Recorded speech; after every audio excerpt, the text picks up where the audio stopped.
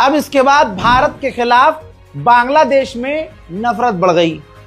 भाई 7 सिस्टर्स जो कहा जाता है, अरुणाचल प्रदेश, नागालैंड, आसाम, त्रिपुरा, मिजोरम, इन तमाम इलाके को आजाद करने का ऐलान कर दिया गया वहां स्टूडेंट्स के द्वारा। आपकी स्क्रीन पर मौजूद ये जो भी वहां का छात्र नेता है, इसने भारत के 7 स्टेट को कब्जाने की बात कर दी कि हम 7 स्टेट 7 सिस्टर्स को आजाद करेंगे, वहां कब्जा करेंगे, हम ये कर देंगे, वो कर देंगे, भारत का डोमिनेंस चलने नहीं देंगे, हम भारत की तानाशाही चलने नहीं देंगे। जबकि भारत का बांग्लादेश के इंटरनल मैटर में कोई रोल ही नहीं है।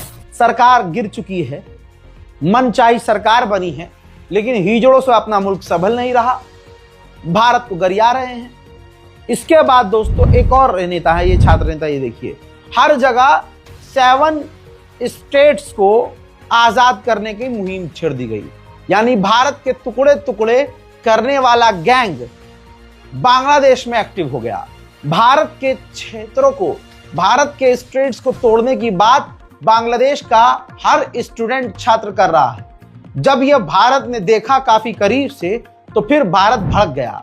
भारत ने आधिकारिक तौर पर बांग्लादेश के ऑफिशियल को बुला लिया है, समन कर लिया है और काफी सख्त सवाल किए हैं और नाराजगी जताई है। जाहिर सी बात है, कुछ कुछ बातें उधर से सही हैं, कुछ कुछ बातें यहां से सही हैं। यहां की बात यह क्लियर है कि भारत का कोई इंटरनल रोल बांग्लादेश में नहीं है, लेकिन वहां की बात यह भी सरासर गलत है कि हमारे क्षेत्रों को तोड़ने की बात की जा रही है।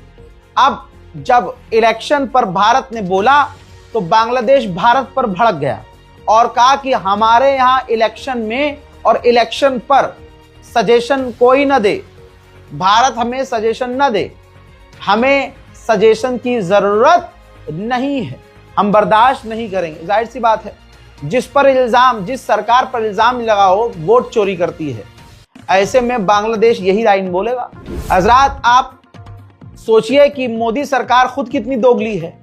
जहां चाइना के साथ अब भजपिल्लों की छाती से छाती मिल रही है और चाइना को अपना दोस्त बता रहे हैं गंदे मुंह से भजपिल्ले, सोचिए भारत की पार्लियामेंट्री रिपोर्ट क्या कह रही है।